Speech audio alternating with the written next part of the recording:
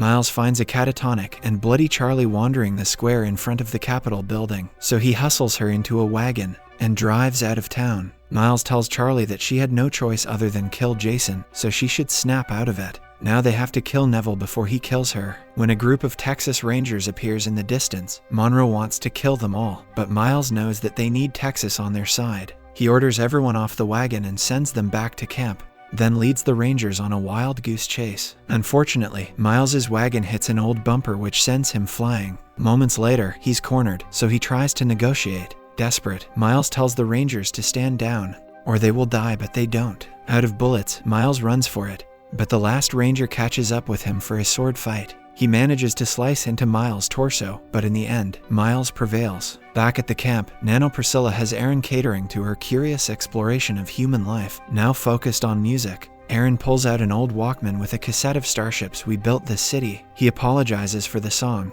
but Priscilla thinks it is most elegant. Aaron begs her to let the real Priscilla go, but now Nano Priscilla wants to try a pizza. Just then, Monroe, Charlie, and Connor return to camp, stunned to learn Miles hasn't beaten them there. As Rachel, Charlie, and Monroe immediately start packing for reconnaissance, a weakened Miles steps into an abandoned house and collapses on the floor. Badly injured and trapped in the basement, Miles is relieved to find a first aid kit that contains a single band-aid. Worried, Aaron consults Nano Priscilla if she can locate Miles. She can, but she doesn't want to. It turns out the Nano appeared to Miles about 6 months ago as part of their experiments on humans, and found his notions dark and not worth saving. After tending his wound, Miles's head fills with dark notions as he flashes back to the night of the mysterious burning shed, apparently the site of the Nano's so-called experiment. On the hunt for Miles, Charlie splits off from the pack and is overtaken by Neville, who demands to know what happened to Jason. Stone-faced, Charlie insists she doesn't know. Nevertheless, Neville is positive that Jason is at the Matheson's camp, so Charlie is going to take him there. Meanwhile, Monroe and Rachel converge around the site of Miles' massacre of the Rangers, where they find his sword. Rachel wants to retrieve Charlie, but Monroe insists he knows which way Miles went because he knows him better than Rachel. In fact, they walk right past Miles' location,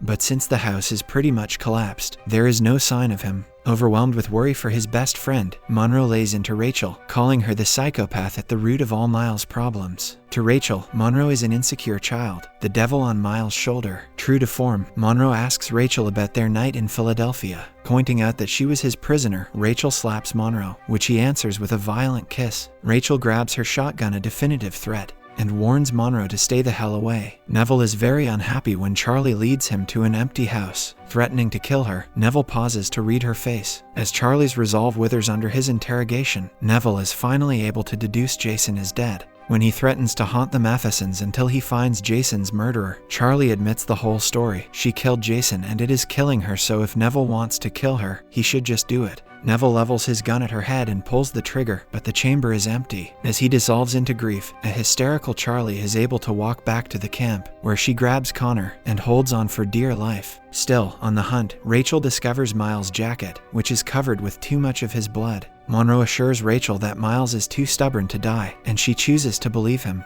2 days later, Charlie tells Connor that she is going back out to hunt for Miles. That is when she explains what happened with Neville. She finally knew she didn't want to die just as he was pulling the trigger, but it was too late. And then, suddenly, she got a second chance, deserved or not. So now she's invested in her future, and no matter what, she wants Miles to be there. Once again, Aaron begs Nano Priscilla to find Miles. After all, being human is about loyalty to friends. Priscilla calmly explains that while he may have created her, Aaron doesn't get to make demands. If he brings up the subject of Miles again, Nano Priscilla will have to kill the real Priscilla, and maybe the rest of Aaron's friends. And what she wants now is pizza. Still trapped in the basement, Miles scrawls on the wall, apparently ready to let life end. Once again, he flashes back to the drunken night in the shed when his dead brother Ben appears, presumably the Nano's experiment. Miles thinks he's dreaming, but Ben hits to the core. He knows Miles is a drunk who never had the guts to admit screwing Rachel. He is a savage animal. Sooner or later, Charlie and Rachel are going to die, and it will be all Miles' fault. Miles should just abandon Ben's family, just like he did Monroe. Back then, Miles burned down the shed and prepared to leave town, but now he finds a guitar pick, which reminds him of good times with Rachel, so terribly long ago. Determined to live, Miles improvises a cherry bomb and uses the resulting explosion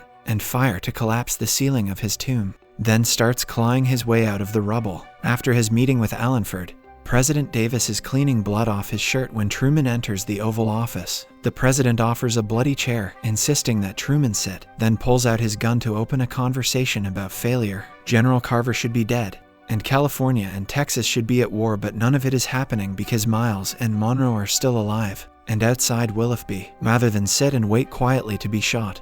Truman gets angry. The president has sent all manner of people to do Truman's job, so the fault lies with him. Truman has just been following orders. Truman gets a reprieve for now, with no idea of what his reprieve actually means. Meanwhile, Charlie finds Miles, barely alive, lying in a field. 5 days later, Truman's steam train arrives in Willoughby. Shaw brings intel on Miles and Monroe's camp, located by the old chemical plant. Truman orders fellow soldier Lieutenant Vanek to unload the canisters and mobilize his men, then orders Shaw to find Neville, whose services are no longer needed. Back at the chemical plant, Aaron finds Priscilla engrossed in a pre-blackout women's magazine and asks why people look so happy and shiny in the magazine. Aaron explains that it is all an act to sell magazines, then demands the Nano return the real Priscilla. Uninterested, Priscilla turns back to her magazine while across the camp, Rachel and her father tend to Miles' slowly healing abdominal wound. Miles claims the only reason he made it out of the abandoned house was the Fender guitar pick he found, which also seems to have made him quit drinking.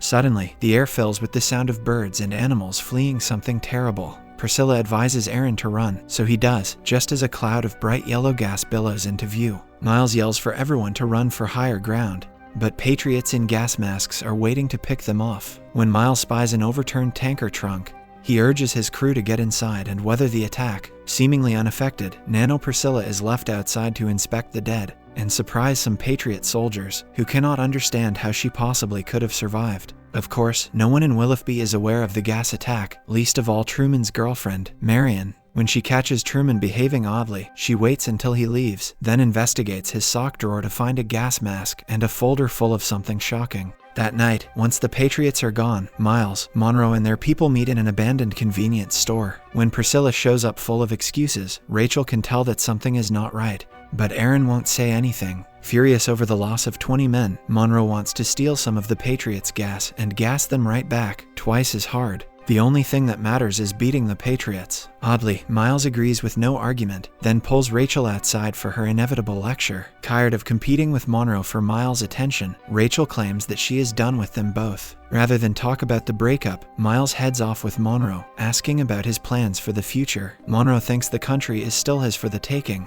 Better for him than the Patriots. After all, Monroe has learned from his mistakes, and he hopes Miles will join him. Shaw waits for a haggard Neville outside his home. The men seem friendly, but it is clear that Shaw has come to kill him. Neville invites Shaw inside, pours a drink, and lures him towards a booby trap featuring crude, leg-impaling steel spikes. Neville figures that someone in DC must be planning to kill Julia or she is already dead. Shaw's silence says it all, and Neville finally realizes he was wrong and Jason was right. Having descended into darkness once and for all, Neville vows to burn everyone, starting with Shaw. Across town, Porter finds Marion visiting her father's grave. When she refuses to talk, Charlie emerges from the woods, armed. Per Monroe's orders, Connor and Scanlon have a pretty convincing fight by a campfire in order to draw out any Patriots still searching for them. Miles and Monroe flush out and kill 5 Patriots, taking their gas masks and packs. When Priscilla disappears, Aaron follows her to a decrepit farmhouse, where he finds Patriots in gas masks reading a newspaper. Although the Patriot seems dead, the tear rolling down his cheek indicates he is still alive. Suddenly, all the electricity turns on, and Nano Priscilla giggles at the scene she has created. Furthermore, she has reached a conclusion: people are the problem. They are naturally miserable, and they won't stop until they burn the world down.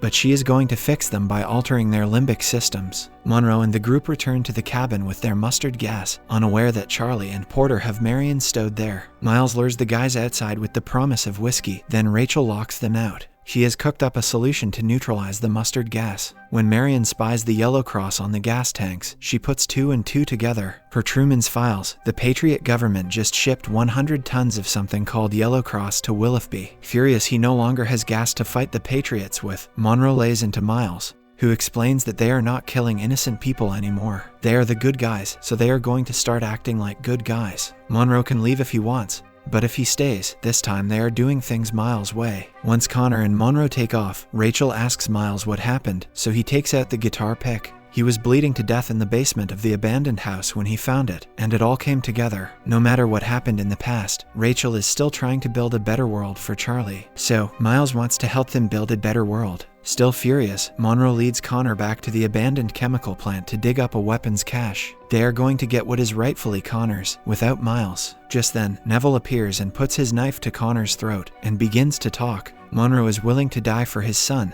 but Neville doesn't want to kill anybody. They have work to do.